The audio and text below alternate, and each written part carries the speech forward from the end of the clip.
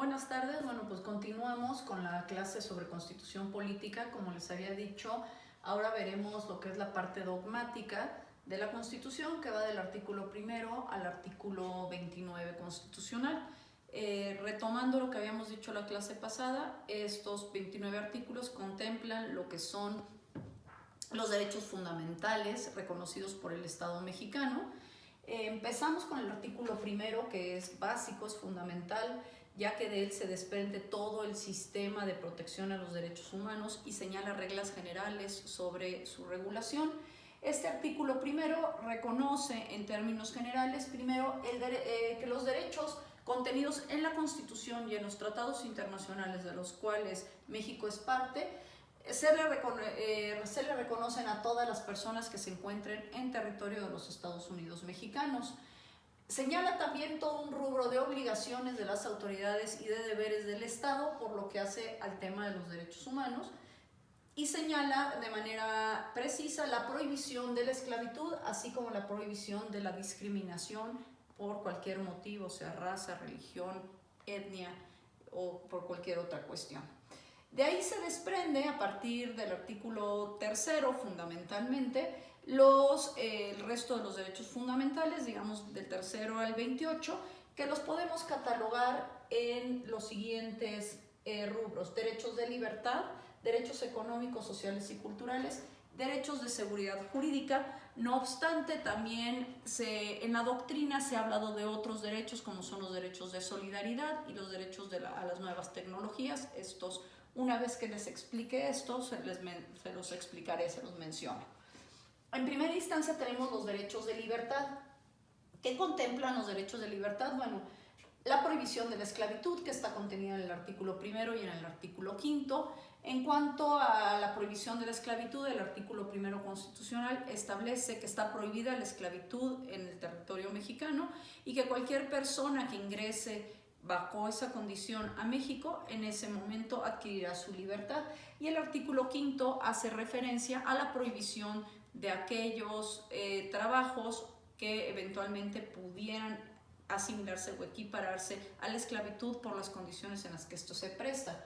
El artículo 4 constitucional, que establece el derecho a la libertad de procreación y también el derecho a la identidad. En cuanto a la procreación, establece la libertad de todas las personas para decidir de manera libre e informada el número y esparcimiento de los hijos que quieren tener.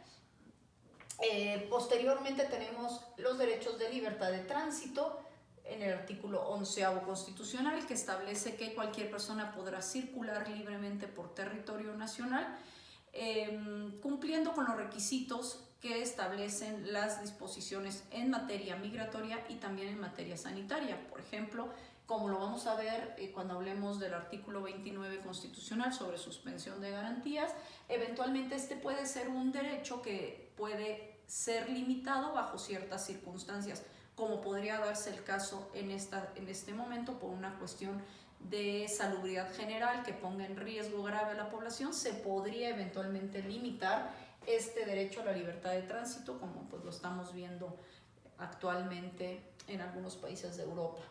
El artículo 5 constitucional, que establece la libertad ocupacional, el derecho que tienen todas las personas a dedicarse a la profesión que mejor les convenga o que mejor decidan, siempre y cuando esta sea una profesión lícita. La libertad religiosa, contenida en el artículo 24 constitucional, que señala, o también conocido como el derecho a la libertad de cultos, el derecho de toda persona a profesar la religión que más le convenga, llevar a cabo los actos propios de esa religión. Y este derecho a la libertad religiosa también implica el derecho a no profesar ninguna religión. La libertad de expresión, contenida en el artículo 6 y 7, el derecho que tienen todas las personas a expresar libremente sus ideas, y en este derecho de libertad de expresión se contemplan también algunas normas relativas a la transparencia, las obligaciones de transparencia por parte del gobierno y a la protección a los datos personales. Libertad de asociación y reunión, contenidos en el artículo 9 constitucional. No es lo mismo la libertad de asociación que la libertad de reunión. Cuando hablamos de asociación nos estamos refiriendo a un tipo de reunión de forma permanente. Por ejemplo, las personas se pueden asociar en sindicatos, se pueden asociar en barras como puede ser la Barra Mexicana de Abogados o puede ser barras profesionales, se pueden asociar también a través de sociedades mercantiles para el ejercicio de una profesión, de una función, mientras que cuando hablamos de libertad de reunión nos estamos refiriendo a una reunión más momentánea, es decir, el derecho que tenemos todos a reunirnos en un lugar determinado, en un momento determinado para realizar cualquier actividad. Y finalmente, entre los derechos de libertad tenemos la libertad de posesión y portación de armas, los cuales pues, tienen que cumplir, están regulados en el artículo 10 constitucional, con los requisitos que establece la propia Constitución y la legislación secundaria en la materia. Finalmente pasamos a otro rubro que es el de los derechos económicos, sociales y culturales, los famosos o también conocidos como derechos DESC. Estos derechos implican o representan una obligación de hacer para el Estado. El Estado tiene que implementar las políticas públicas tendientes a garantizar estos derechos. ¿Cuáles son esos derechos a los que nos referimos? Tenemos el derecho a la educación contenido en el artículo 3 constitucional. En este se establece cómo debe de ser la educación que presta el Estado.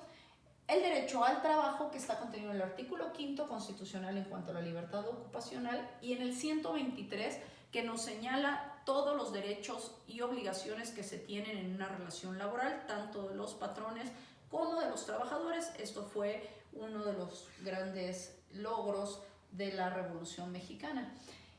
Y finalmente estos que están todos englobados en el artículo 4 constitucional, que es el derecho a la protección a la salud, el derecho a una vivienda digna, el derecho a la cultura, el derecho a la alimentación y el derecho a la cultura física y al deporte. En un tercer rubro tenemos los derechos de seguridad jurídica. ¿A qué nos referimos con derechos de seguridad jurídica? A ese mínimo de derechos procesales que el Estado debe respetar cuando se lleva a cabo acciones que pueden tener una injerencia en el patrimonio, en la persona del ciudadano, en cuanto a limitar inclusive sus libertades a través de acciones del Estado. En este sentido tenemos la prohibición de la retroactividad de la ley, es decir, nadie puede ser juzgado por leyes que se apliquen de manera retroactiva.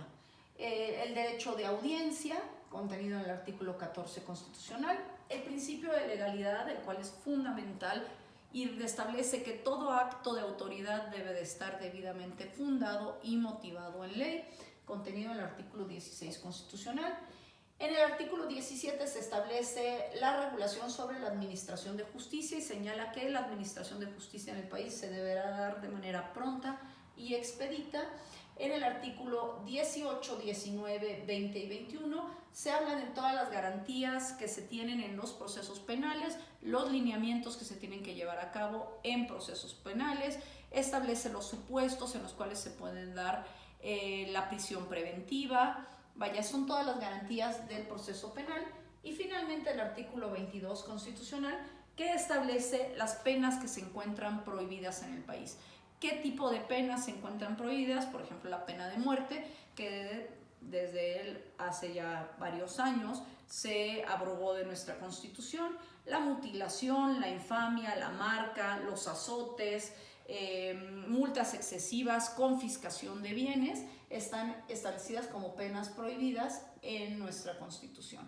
Bueno, como les decía, además de estos, hay otros derechos que se conocen como derechos de solidaridad, entre los cuales, por ejemplo, se encuentra el derecho a un medio ambiente sano o el derecho al agua. Y finalmente se ha venido hablando de otro tipo de derechos, que son los derechos de las nuevas tecnologías. Como por ejemplo, entre estos encontramos los derechos en materia de biotecnología, biomédica, por ejemplo, todo lo que regula el tema de la fecundación o la asistida, y también temas como el acceso libre al internet o al uso de ciertas tecnologías. Bueno, no obstante, estos artículos, como yo les había mencionado, van del 1 al 28. Cabe señalar que dentro de esta parte dogmática hay otro artículo más, que es el artículo 29 constitucional, y que es de suma importancia en estos momentos. Probablemente tengamos que acudir a ese artículo 29 constitucional, porque ese artículo 29 constitucional no regula específicamente el tema relativo a la suspensión de derechos y garantías. Y no señala que en casos de perturbación grave de la paz pública que pongan en riesgo a la sociedad, como pueden ser inclusive fenómenos como el que estamos viviendo en estos momentos del coronavirus, el Estado podrá eventualmente suspender el ejercicio de ciertos derechos y de ciertas garantías. Y en este sentido, el artículo 29 constitucional a la voz nos señala, se los leo de manera textual y les pido también que ustedes lo lean y que lo analicen a detalle.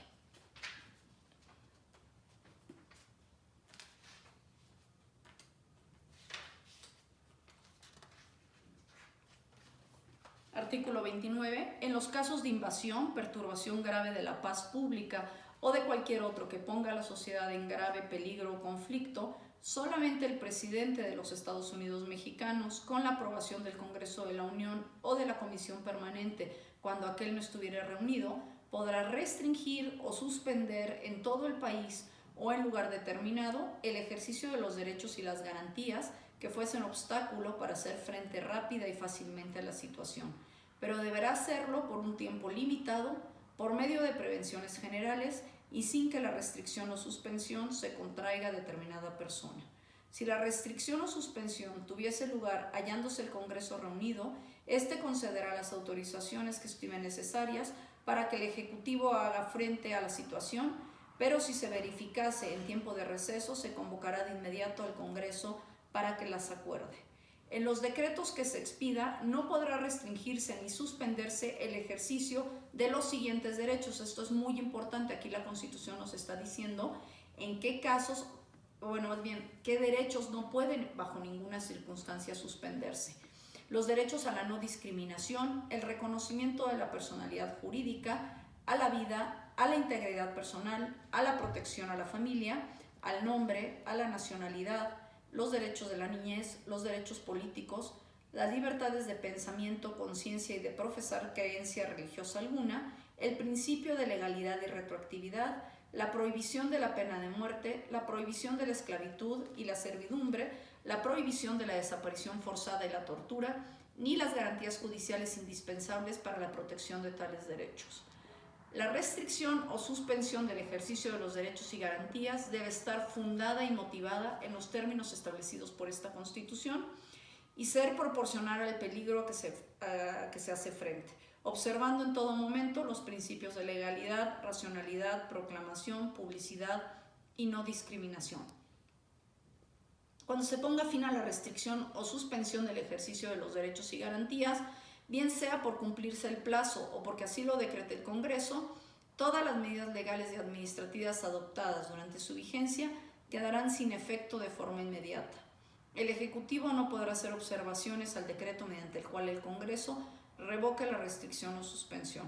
Los decretos expedidos por el Ejecutivo durante la restricción o suspensión serán revisados de oficio e inmediatamente por la Suprema Corte de Justicia de la Nación, la que deberá pronunciarse con la mayor prontitud sobre su constitucionalidad y validez. En este sentido, sabemos que el único que está facultado para suspender garantías es el presidente de la República con aprobación del Congreso de la Unión, y las medidas que el presidente en este sentido tome podrán ser revisadas por la Suprema Corte de Justicia de la Nación. Muchas gracias.